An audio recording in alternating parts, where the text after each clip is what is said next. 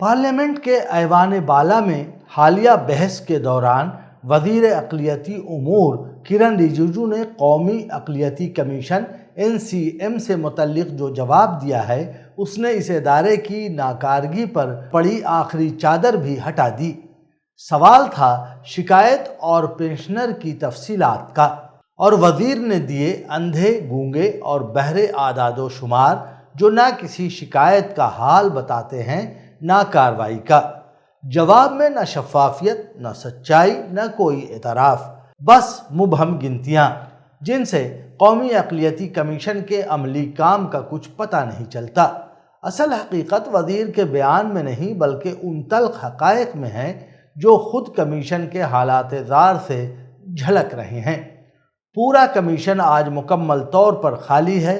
Chairman اور تمام ممبران دسمبر 2024 سے اپریل 2025 تک ریٹائر ہو گئے، اور حکومت نے کسی نئے تقرر کی زحمت تک نہیں کی، جو یہ بتانے کے لیے کافی ہے کہ اقلیتی حقوق کے سب سے بڑے قومی ادارے کو حکومت کس درجہ غیر اہم سمجھتی ہے۔ اس سے پہلے جو تقرریاں ہوئیں وہ بھی زیادہ تر وفاداروں اور حکمراں جماعت سے قربت رکھنے والے افراد کی تھیں، جیسا کہ مودی حکومت کے دیگر اداروں میں بھی دیکھا جا سکتا ہے، مگر اصل جھٹکا اس وقت لگتا ہے جب اقلیتی کمیشن کی ویب سائٹ پر جا کر دیکھا جائے کہ اس کی آخری سالانہ رپورٹ 2010-11 کی ہے، یعنی گزشتہ 14 برس میں کمیشن نے اپنی کارکردگی کا کوئی جائزہ عوام کے سامنے نہیں رکھا۔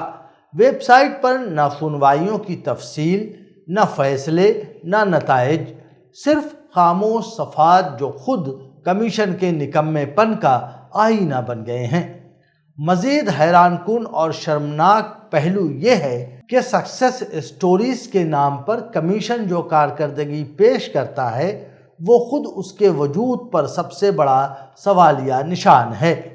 2022-23 میں کمیشن اپنی اہم کامیابی کے طور پر صرف ایک لنچنگ کیس دکھاتا ہے، وہ بھی 2 دلت افراد کا، جس میں SC/ST ایکٹ کے تحت کارروائی ہوئی تھی۔ اس کے برعکس اسی عرصے میں ملک بھر میں مسلمانوں کے خلاف لنچنگ کے سینکڑوں واقعات پیش آئے، مگر کمیشن ان سب کے معاملے میں مکمل طور پر اندھا، بہرا اور گونگا ثابت ہوا۔ اسی سال مسلمانوں کے گھروں، دکانوں، مساجد، مزاروں اور مدارس پر چلنے والی بلا روک ٹوک بلڈوزر مہم نے انسانی حقوق کی دھجیاں اڑا دی، لیکن NCM کی زبان ایک بار بھی نہیں کھلی۔ 2021-22 میں سکسیس اسٹوری پر نگاہ ڈالی جائے تو وہ بھی اسی خاموشی، اسی سرد مہری اور اسی سنگ دل بے حسی کی جیتی جاگتی تصویر نظر آتی ہیں، جیسے کمیشن نے ملک کے سب سے کمزور شہریوں کی چیخیں سننے سے ہی انکار کر دیا ہو۔ اگر کوئی یہ سمجھے کہ کمیشن اپنی خاموشی پریس ریلیز میں توڑتا ہوگا تو یہ خیال بھی بے بنیاد ہے۔ 2025 کے دوران اقلیتی کمیشن کی جانب سے جاری صرف 12 پریس ریلیز دیکھ لیجئے۔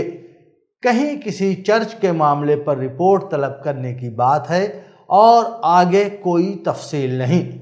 کہیں دہلی میں ودھوا کالونی کا نام بدلنے پر لیفٹیننٹ گورنر کا شکریہ، کہیں خالصہ سرجن دیوس کی یادگاری تقریب، کہیں 1984 کے فسادات میں متاثرہ سکھ خاندانوں کے لیے نوکریوں کا اعلان، لیکن مسلمانوں کی لنچنگ، بلڈوزر انصاف، مساجد و مدرسوں کی توڑ پھوڑ، اقلیتی حقوق کی پامالی، ان سب پر کمیشن کا کردار مکمل طور پر صفر۔ نہ کوئی کارروائی، نہ کوئی فیلڈ وزٹ، نہ کوئی سخت بیان، نہ کوئی سچائی کی تلاش، بس ایک رسمی سا ڈھانچہ جو عملاً ختم ہو کر رہ گیا ہے۔